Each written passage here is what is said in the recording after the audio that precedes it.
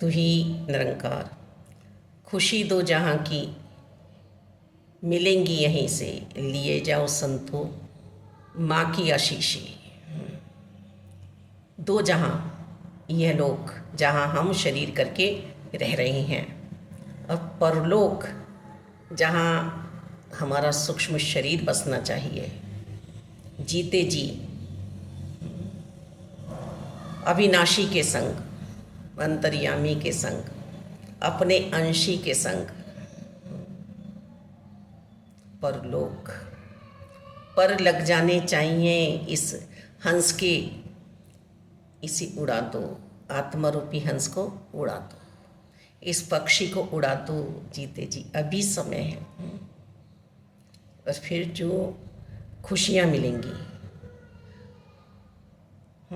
भक्ति रूपी अमृत वचन हमारे पास हर पल भाव विचार होने चाहिए।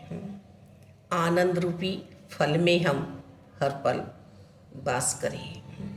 फल में वास भी करना है और फल को वास कराना भी है। ये अंदर भी है, ये बाहर भी है। हम खुशी किसको समझ रहे हैं?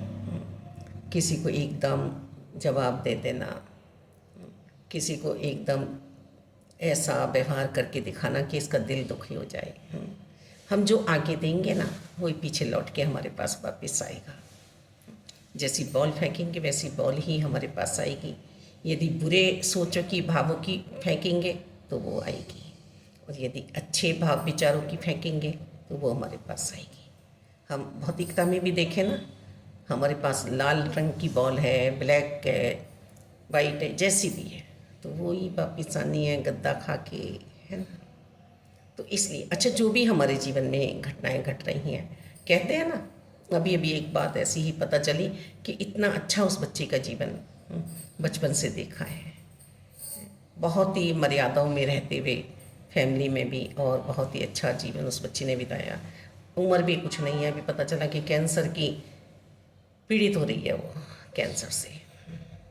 ये प्रारब्ध है, न जाने कौन से जन्मों के कर्म हैं, पर आपके अच्छे कर्म उसे अच्छा कहलवा रहे हैं। और सिर्फ कहने तक ही सीमित नहीं, ना कहीं रहमतें उस पर बरस रही होंगी, निरंकार के रूप में, गॉड के रूप में, ईश्वर के रूप में। तो ये दुख, मुसीबत, मुश्किलें, बीमारियाँ, कोई नहीं चाहेगा कि हमारी किडनी बेकार हो, कोई नहीं चाहेगा हमें कैंसर हो, कोई नहीं चाहेगा हमारा लीवर खराब हो। ये सब पिछले जन्मों के हैं। उसके बाद भी यदि कोई अच्छे कर्म कर रहा है और अच्छे सोच बनाए हुए हैं, तो ये मुबारक जीवन है। हमें इस संसार में ऐसे ही वर्तमान में भाव रखने हैं कि हम सबका भले की बात करें, सबके बारे में अच्छी अच्छी बातें करें, अच्छा सोचें। अच्छा, जब समझाने वाला हमें प्रैक्टिकल में समझाता है ना, तो उससे ज़्यादा बड़ा दुश्मन हमारा कोई होता ही नहीं है। और कुछ ऐसी आत्माएं होती हैं, मन होते हैं कि वो समझ लेते हैं, एक बार में उस पथ पे चल जाते हैं।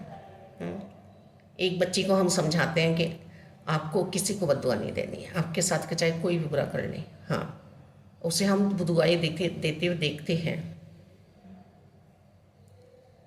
क्या उसके शरीर में बीमारियां नहीं है, परेशानियां नहीं है, उस पर मुसीबतें नहीं हैं? उसने मन बना लिया है अपना ऐसा। ये भक्ति मार्ग, ये तो प्रेम की बात है उद्धव। बंदगी तेरे बस की नहीं है, भक्ति हर किसी की बस की नहीं है। जिनसे परमात्मा करवाएं, सेवाएं जिनसे परमात्मा करवाएं, सिमरन जिनसे परमात्मा करवाएं। अब छोड़ना किसे है? निरंकार को कैसे छोड़ देंगे? कैसे छोड़ देंगे? जो सतगुरु बाबा हरदेव जी ने हमें दिए हैं, दर्शन कराए हैं, कैसे छोड़ देंगे? किंतु परंतु में आके किसी के इतना प्यारा एहसास, इतनी प्यारी भक्ति, इतना परम आनंद हमें दिया है,